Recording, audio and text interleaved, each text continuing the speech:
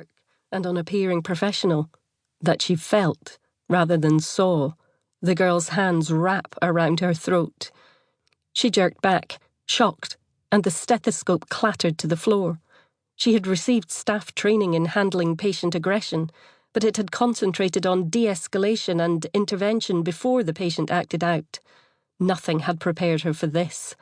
The hands around her throat were not large, but the grip was surprisingly strong. Francois tried to break it with her own hands, but she couldn't hook her fingers underneath to get any leverage. She made to say something in protest, but all that came out was a squeak, the last escaping air from a burst balloon. She grabbed the girl's wrists instead and pulled. It made no difference. Her neck hurt, and the pain radiated up and over her skull. The fingers were like metal bands. Francois was panicking properly now. She wanted to take a breath. She needed to take a breath. The girl looked horribly calm. She wasn't smiling, and there was no spark of excitement in her eyes. She looked, instead, uninterested, like she was ticking a task from a to-do list or carrying out an order. In an awful moment, Francois realised that, even if she were able to speak, she wouldn't be able to reason with her attacker. She knew with utter certainty that the girl meant to kill her, was going to kill her. Francois forced herself up, kicking the chair away and using her whole body to try and break the grip. The girl held her upright easily, as if she were a fraction of her size, rather than the same height and build. Francois leaned backwards with all her weight, hoping to pull the girl over, maybe break her grip just enough to pull her hands away and get some air. The pain she'd felt when the hands had begun squeezing had receded now. It was taken over by this screaming desperation in her mind and stabbing sensation across her chest as her lungs cried out for oxygen. Her head pounded and then began to swim, as if she'd been punched hard in the temple. With terrifying speed, Francois felt a kind of calm acceptance. There was a blank whiteness advancing from the right, pulling a curtain across her mind. In the part that was still functioning, she noted the symptoms of oxygen deprivation, listed the side effects and expected time of death. She knew that her windpipe had been compressed. The force of the grip was strong enough. She knew that she didn't have long and that she was actively experiencing brain damage. It was the kind of thing she could have written up for a medical journal if she had the time.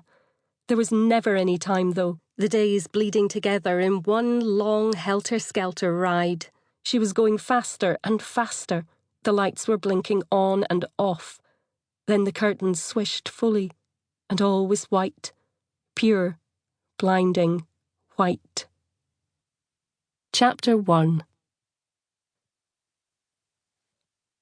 Rose opened her eyes and the world rushed in. Sky, pavement, Scottish-Georgian architecture, and a biting edge to the air. The dizziness and disorientation never lasted for long, and, sure enough, she was already beginning to feel balanced. She was outside the refurbished 1960 psychology block on George Square, the large panes of glass and slabs of concrete achingly familiar. Her mind was foggy and her eyes stung as if she hadn't slept well. But the world was no longer spinning and the sense of essential wrongness was receding. She shook her head lightly, as if to clear it. She wasn't meant to be here. She had been somewhere else.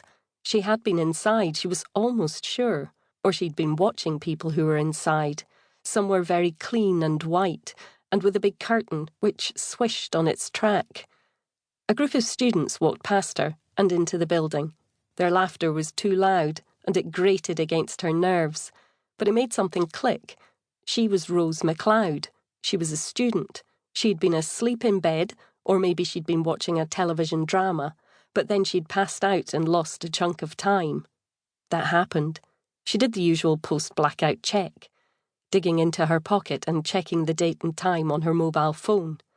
The sunlight was as weak as usual, but it still felt too bright, and she wished she had remembered her sunglasses.